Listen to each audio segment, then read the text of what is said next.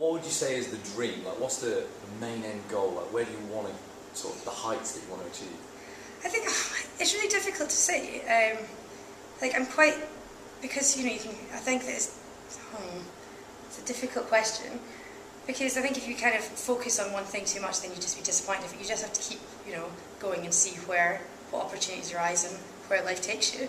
You know, you just want to be enjoying it and doing it the best you can. I'm very reluctant to talk about, to sort of say that I have a dream, because what I've learned over my very brief career is that you don't know where your next opportunity is coming from, and you don't know what the next thing is. Because I would never have thought that, you know, I would have done some of the things that I've done, or that they would have been opportunities, you know, like different radio interviews and things like that, or things that I've got to meet people and things. If I had a dream, if I had like a goal that I was going towards, I think that would narrow down your opportunities, because you go, oh well, I'm not going to do acting because it's not part of the goal, it's not part of the dream, and it will spoil the dream. Whereas I suppose the dream for me is just to be happy. It sounds really cliche, but essentially I just want to enjoy life, and so I'm up for whatever opportunity comes to me, really. Obviously if it's shit, I'm not going to do it, but I'm not too kind of, like, I really want to be, you know, hosting a chat show or whatever, because I don't know if I could do that. I don't know if that's something that I'm capable of, so I'm just willing to find out, really, and have fun while I'm doing it. Band at the moment, and the way, the ethos, if there was to be one, the plan of action, is mostly based around the fact that we're of an age now where we need to think of a career, and it just so happens that I live and spend all my time with 3 other people who want to pursue a career in pop music. So we do that as a kind of internship, and we're learning. Like, I spent the whole of this summer just as if I'm volunteering to myself and my own ambitions, trying to be in a band, trying to find out what there is to be had, and, you know, how to flourish, and how to deal with the sharks, and how to write songs that people react to, and how to write a song that people find emotive, happy, sad, sensual, angry, or whatever. The dream, it's difficult to say there's no, basically the goal, short-term goal is learning. It's just the whole experience is just to learn, but then there's that fact that I can never learn everything. There's not like an end point where you go, you've learned everything, you are the best. Like, that will never happen. Because there's always something different, there's always something better, there's always something worse. But, so it's just essentially just keep going, just keep getting better, keep going, keep getting better. If that translates to TV, if that translates to starring roles in Hollywood films, a bit better, then fine. If it doesn't, then fine as well. I mean, just keep doing what I'm doing, sort of thing. We want to be a band that people revere, but we're completely set on keeping our integrity. So in 5 years' time, I could be drinking a lot worse wine and moaning about how people wouldn't accept us for what we were.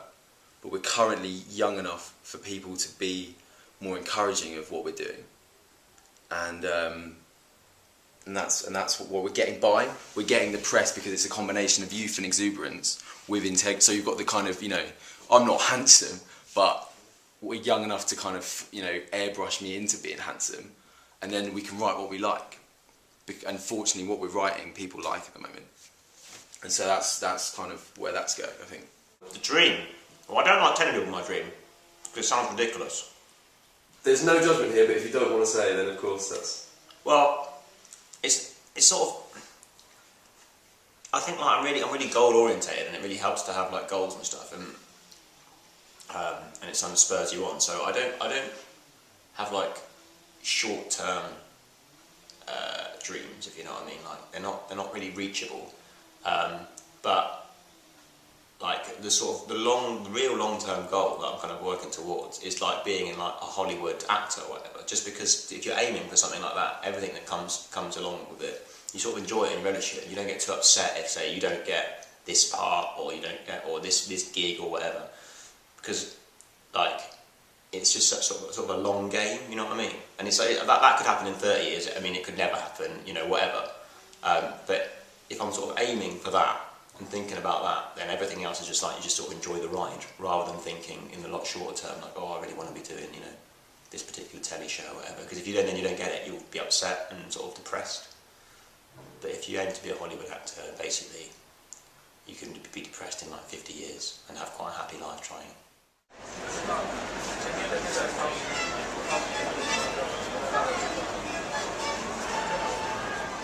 Does it not worry you that you may have like there's a very real lack of job security or a regular paycheck, and even there's a very fickle nature in the industry? Does it not worry you at any point? There is a tiny level of fear just in the back of my mind, in the sense that I have never given it a second thought, because it's obviously there, like, might not happen, but ever since, before I did the first gig, I thought, well, I will be a comedian. It doesn't matter, I'm going to do comedy in some way. I just will make it. And like, that's not arrogance, it's naivety, and it's not even self-confidence. Like, it's just, I'm not giving myself another option, so this can never end, sort of thing. It's that case. So that idea that people say, like, oh, what if it doesn't work out, sort of thing. Like parents or grandparents, they're like, oh, it's great, we're supportive, but you know what? Maybe do this in case as a backup, because everyone, it's too money driven. So whereas that's not what it's about. You know, it's that question, isn't it, of doing it for love or money? Do it for love, always. Don't care about money. But that's saying it with sort of financial security from parents, because I am young, and the youth is also a big piece of ammo, in the sense that the reason I don't have to worry about sort of security and the fickle nature of the industry is because I've got the secure backing of university and of like a home life behind me, whereas I'm not fending for myself yet, like to the extent that other people are. So it's not well paid. It's not a well paid gig. It's not a well paid industry yet, but it doesn't need to be yet, sort of thing. So there is a worry in theory. It's more other people's worries about me rather than my own. I'm just sort of going along doing my thing, and then that's just, that's how it'll work out.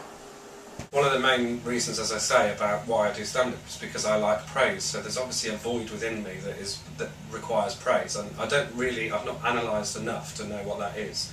But you know, we're all insecure, because if we were insecure, we'd just sit in our house on our own. We wouldn't need the affirmation of other people. So, but yeah, financially and you just don't know where your next job's coming from. So you can look at a month. A lot of the time, I'll just sit down and look at a month of coming up, and I think, I've got 5 gigs and they're all paying 20 quid or something. You just think, I can't live on that. And then jobs seem to come out of nowhere. Someone will ring you up and say, can you come to Liverpool, or whatever, and then that's it, and it works. But I quite like that, because I'm obviously in a few years, you know, when you're getting mortgages and families and things like that, then that's when you worry about like security. At this stage, I just think, okay, I'm poor for a while. I'll get over it. Like, I'll eat beans. I don't mind. I do agree, it is a very fickle industry, but there's always jobs out there. The thing is ultimately is that you have to sacrifice your artistic integrity. Like, once you're at a certain level, there are jobs you can get, and you could do adverts or whatever. You get like 15 grand for one advert or something, or you could do like children's, you know, television or whatever, like really, really demeaning shit stuff. Or there's some television on kids stuff is good, but I'm saying that, like, yeah, it is a fickle industry, but if you're good and if you're committed, you will get work. It's just what kind of work. Like, so some people might go, oh, I don't want to do, you know, X, Y, Z because it makes me look like a buffoon. But it doesn't really worry me. I mean, I don't worry about the credit crunch and all this and all that. It's going to pot, but like, the entertainment industry doesn't really seem to be suffering too badly from it. Like, in fact, anything is benefiting. Like, live comedy is just, people want it when it's all gone to shit, you know. Yeah, I suppose so. I mean, you never, you know, and a lot of the jobs are quite temporary, and especially working in festivals. You know, I'm away, like this year, I think I'm away for 6 months of this year from my house, so you're kind of always travelling about. And, you know, when you do, certainly when doing things like £5 Fringe, it's not, you know, there's not huge financial gain, and obviously there is always a massive risk that you are going to lose money on things, and I think you've just got to keep believing in what you're doing, and then it's all right. Is that what keeps you going, that belief? Yeah, I think so. I don't really know. You just sort of go for it, and there you go. Yeah, I mean, I really enjoy what I do, and I think I do it quite well. And you know, as long as you can always pay the rent at the end of the day, it's fine, isn't it? But it is always a worry that eventually you're just not going to have work for a while. But, you know. And how do you combat that then? In your mind, like how do you kind of convince yourself that this is the right thing to do?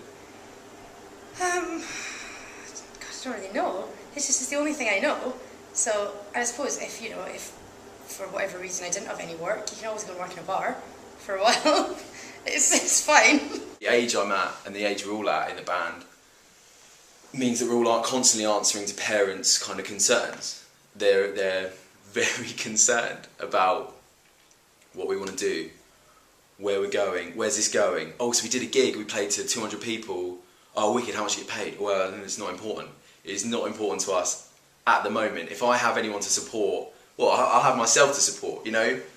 And then that will be a massive issue. And that's the reason why there's a concern and an anxiety affiliated with this pursuit of effectively fame.